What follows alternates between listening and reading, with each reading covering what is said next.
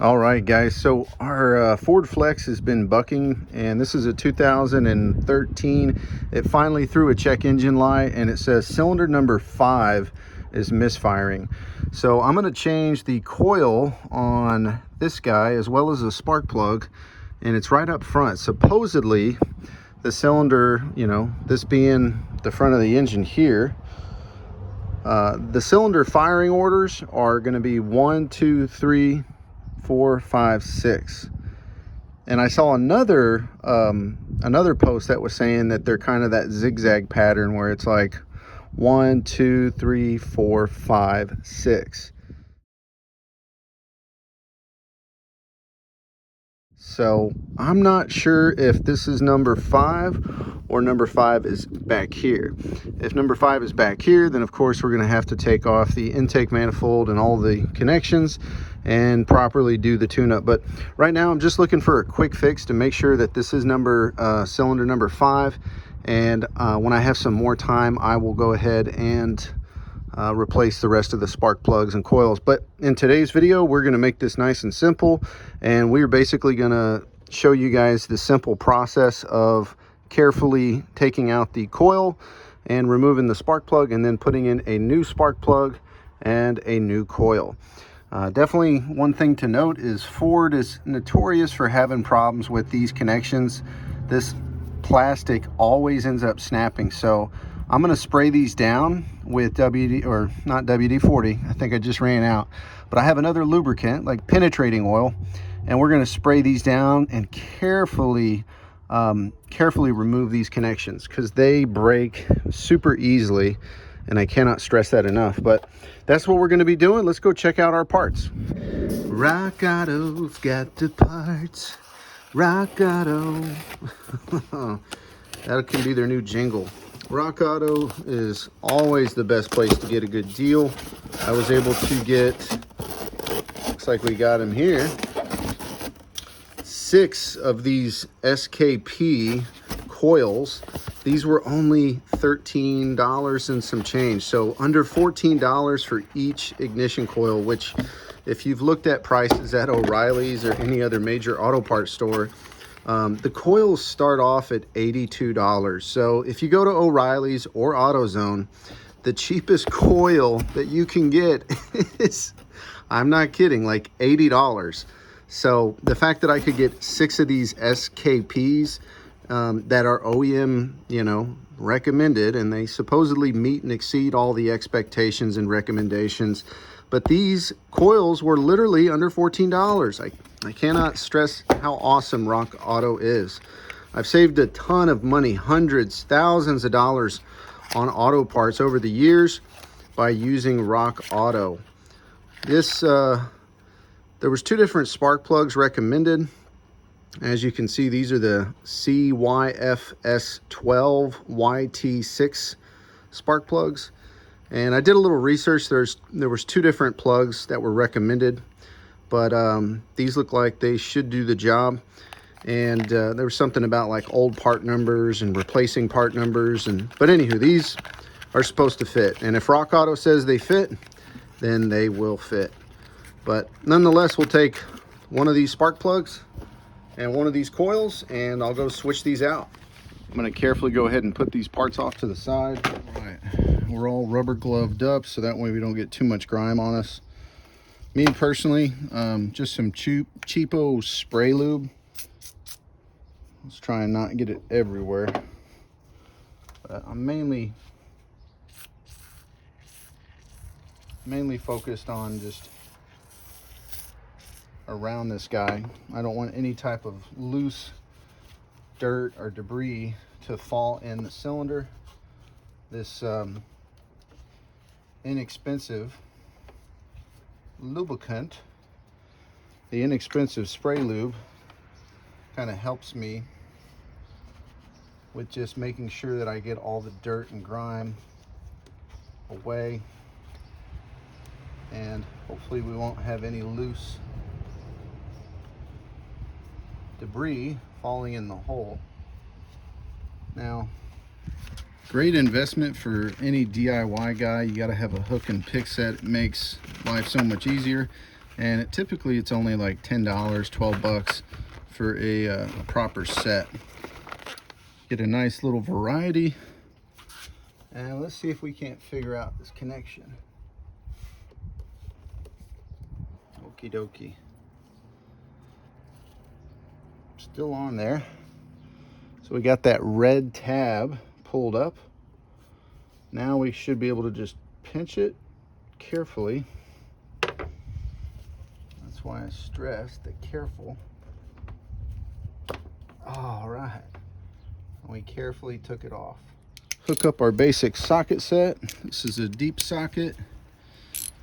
Looks like this is an 8. See if this fits. See how tight it is. It's a good fit.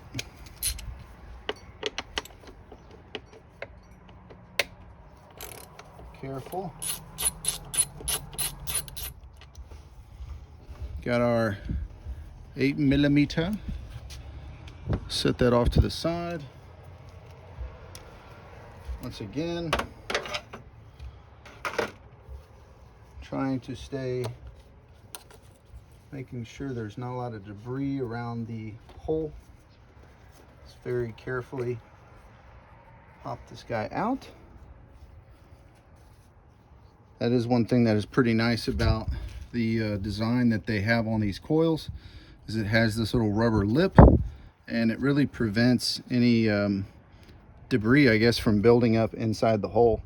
And as you guys can see down in there, you guys can see right down there in that spark plug hole, it's nice and clean, which is super duper ideal. Got our little gap checker, but that's not needed because these spark plugs should be pre-gapped. And nowadays they come with this nifty little silicone plastic tube that protects them. This should be the correct size. Grab our spark plug again, and let's see if we drop it in here. Perfect. That's a perfect fit. That's what we wanted, thanks to DeWalt. Looks like a 5/8. This is a 5/8 DeWalt spark plug remover socket, and it's got a little rubber nub in there. That way it can really grab on, and you don't have to worry about a spark plug falling out. So really good tool to have. Proper spark plug socket. And pop our socket on. Righty tighty, lefty loosey. Feels like it's pretty tight. Go ahead and put a little bit of penetrating oil on there. Spray just a tad in there. Let it soak for a bit, and we'll come back after a good 10 minutes. Let's see if we can knock it this time. Lefty loosey. Still good and tight. Oh, there we go.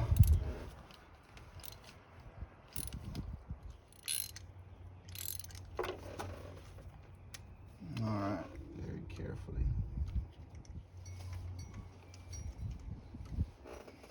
All right, I'd say that's pretty worn out. That might be our issue right there. Let's compare it to a brand new one.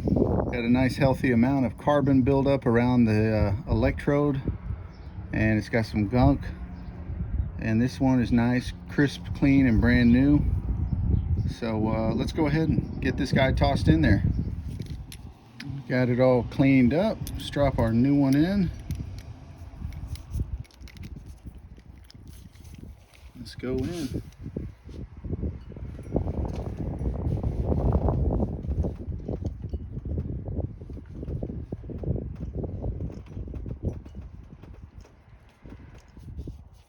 Make sure our ratchet is going the right way.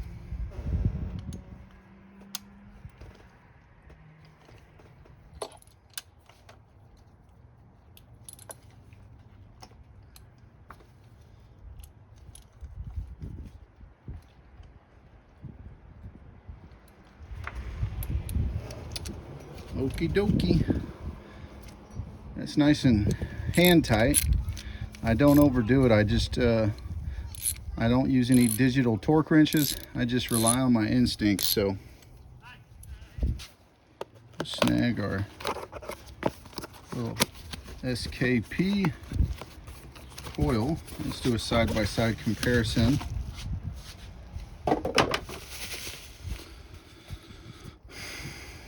Got nice fresh rubber here, which is great. That's what we need. Bring in this guy for a side-by-side comparison. You can see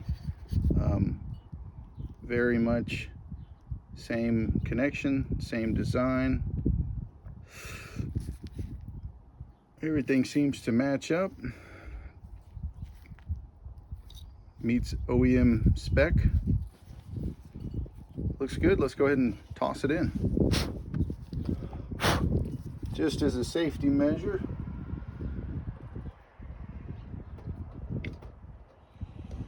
take our 8mm, carefully screw it in. 8mm, righty tighty, making sure we're good on there.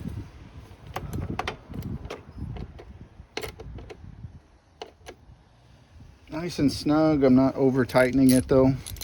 I've broken and stripped enough bolts and screws over the years to where you really, sometimes trusting the torque spec and your torque wrench can backfire. Sometimes it's best to just go with your instinct. I don't know if there's any other mechanics DIY that are like that, but carefully we'll go ahead and slide our electrical connection. Popped over. It's not locking in though. There it is. We heard a nice little click. Now we're going to push this red tab down. See, now it's coming in and out no problem. But I think that should do it. Let's let my wife drive this and take it for, she has to go to the store here in a minute. So I'll go ahead and clean all this junk up, and I will keep you guys posted. And if the misfire stops, then that confirms that the firing order is in fact 1, 2, 3, 4, 5, 6. All right, well, we did it. This ended up being cylinder number 5. So the firing order is in fact 1, 2, 3, 4, 5, and 6. So cylinder number 5 was causing that misfire, and now the car is running perfectly fine. It's regained all of its power for the most part, and yeah, I think I'm just going to tackle these other ones when I have a chance. But the wife is happy, the car's driving fine again. So hopefully this video was helpful to some of y'all. If it was, please give us a thumbs up. We'll see you guys on the next video.